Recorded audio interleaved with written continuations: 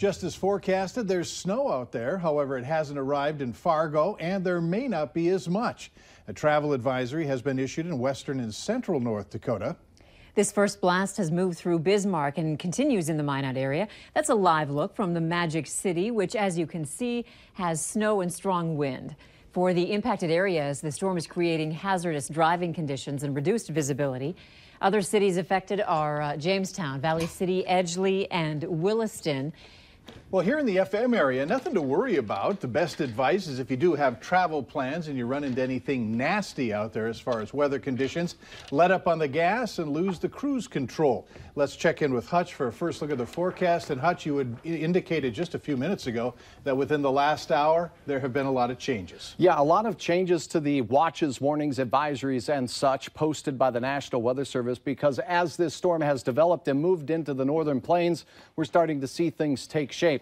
Winter storm warnings continue for the Minot area out towards Rolla. Winter storm warnings continue for portions of northeast South Dakota, and southwest Minnesota now looks to get hit pretty hard. But most of our viewing area in winter weather advisory conditions, meaning the amount of snow we're expecting reduced. Here's a look at the latest radar. Where you see the darkest blue colors now in the Devil's Lake Basin, up here, some moderate to heavy snow taking place, and it's starting to coat area roads and highways pretty well. Also, from Minot down into south central North Dakota, a band of enhanced snowfall where you see the whites, that's pretty heavy. It is moving off to the east as we head into the evening hours, so there is snow on the way. Now, you noticed Fargo. We see that there's snow on the radar, but nothing hitting the ground out as of yet here in town.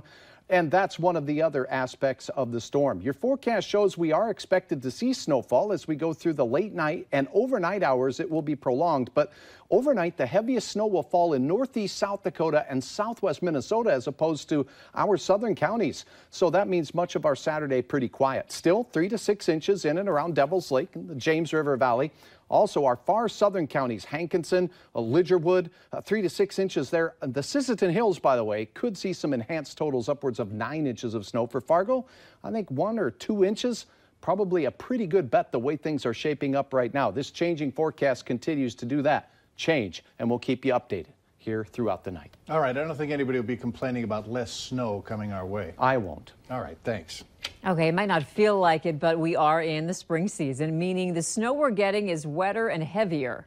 And joining us live outside is Valley News Team's Rose Itzkovich. She traveled west, and I don't assume they're getting a whole lot of snow out there either. Yeah, Mike and Andrea, we've been out here in Buffalo for about an hour now. Not so much snow, as you said, but certainly not getting any warmer on this beautiful spring day. As you can see, if you look down at my feet, you can see there's a little bit of hail on the ground. It's kind of coating it now, so it's not really letting up now. But as the snow gets thicker with this spring weather, your snowblower may plug up. And I spoke with an engineering professor at NDSU who teaches safety on that machinery. And he says no matter what you do, do not stick your hands and fingers in that snowblower until everything is completely stopped. We put hands in, yes, we'll lose fingers or even arms. I mean, the equipment is strong enough that it's not just going to be a cut. It's going to be major damage. Also, with that thick snow, Hellevank says you might be tempted to stick an actual stick in the snowblower to try to unclog it. That too can damage the equipment, so make sure you don't do that while that engine is still running. And you might also be thinking, maybe I don't need my snowblower, maybe I don't need my shovel because it's going to warm up anyway. Well, I spoke with Public Works, and they actually said that they'll be treating the roads like any old winter day. I'm told those plows will be out once the snow lets up a bit, but as for this weekend, here's what they say about that. We'll keep the salt going on the roads, but there are talking warmer temperatures for Saturday afternoon, so a lot of the snow will melt off, hoping, and we won't have to worry about the residential as bad. And that was West Fargo Public Works that I was speaking to. But when I spoke with Fargo Public Works, Lee Anderson actually said that the temperature is going to fall shortly after it gets warmer. So they are going to be treating it like a normal winter with their snow plows and with their treating the roads. And we also might need to get our equipment out and ready to clean that snow up again. Mike, Andrea. All right, thanks so much, Rose. And here's some advice. Make sure you have the Valley News Live Storm Team weather app so you can keep up with the weather anytime, anywhere. You'll get the latest forecasts and conditions so you can plan your day. Just search VNL Weather in the App Store and download it for free. A petition is circulating within the Richland 44 school district to remove 3 school board members. The Wahpeton Daily News reports that the board members are being targeted after Lisa Amundsen, Josh Majonas, and Sarah Myers. The move is linked to a hazing investigation. Richland County authorities in February referred 5 boys to juvenile court for their roles in alleged hazing in the boys' locker room. The board earlier this month put the school superintendent on paid leave. The board members mentioned are not up for re-election this year, while 4 others are. Petition organizers say they hope to replace the majority of the board during a June election. One parent said the current board members are not responsive enough to the public. In Fargo, school leaders have selected a new superintendent. The school board voting unanimously for Rupak Gandhi to take Jeffrey Schatz's place. Gandhi is expected to assume duties at the end of the school year. He currently serves as the assistant superintendent for Harrison School District 2 in Colorado Springs. Fargo police say 2 burglars who tried to steal drugs from a home dropped packages of marijuana as they ran away. Earlier this morning, the 2 men fled in a car. The initial report indicated a shot was fired, but Sergeant Jared Wagner tells KFGO News it's believed a cap gun or some type of replica gun was involved. Officers searched the area but are still trying to find those suspects. Authorities were first alerted by someone who ran to the nearby Loaf and Jug and told an employee to call 911. Police are looking for 3 people who were involved in an assault and robbery in Grand Forks early this morning.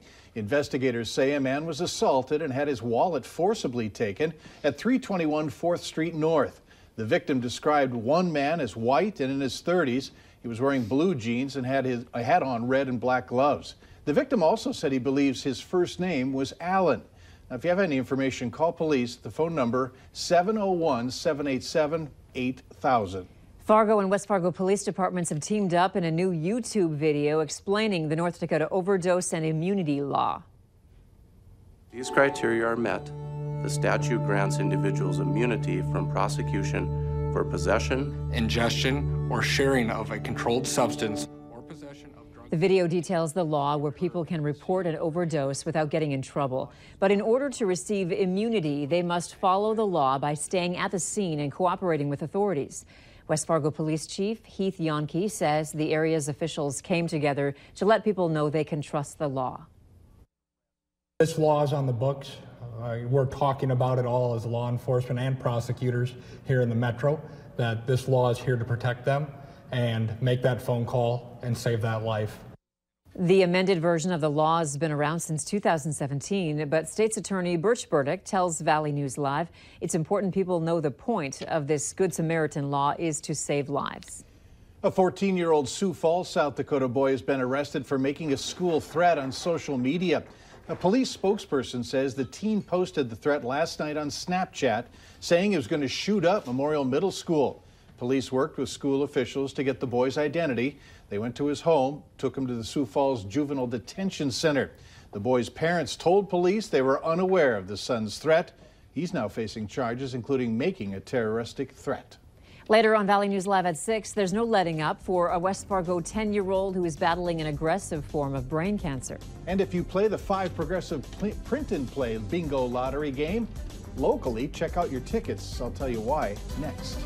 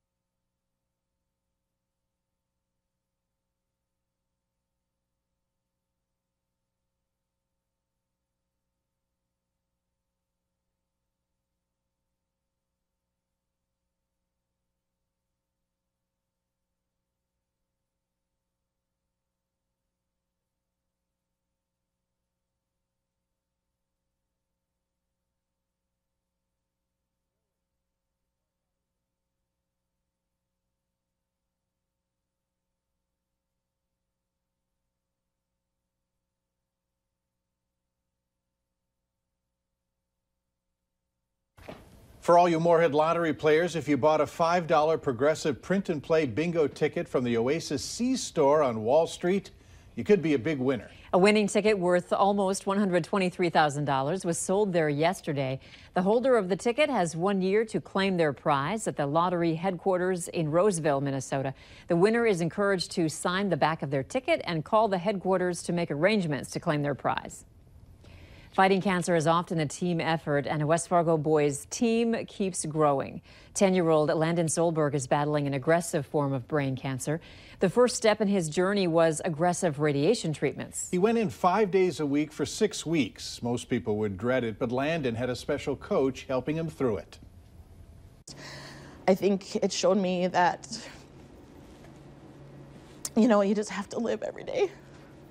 Now tonight on Valley News Live at 10, meet the radiation therapist at the Roger Maris Cancer Center who motivated Landon during his treatments. And to celebrate Landon wrapping up his radiation treatments and moving forward with chemotherapy, there's a big fundraiser for Landon tomorrow at Freedom Elementary in West Fargo. It runs from 5 to 8. There will be a free will donation dinner, silent auction, bouncy houses, and carnival. For more information, go to valleynewslive.com. A Minnesota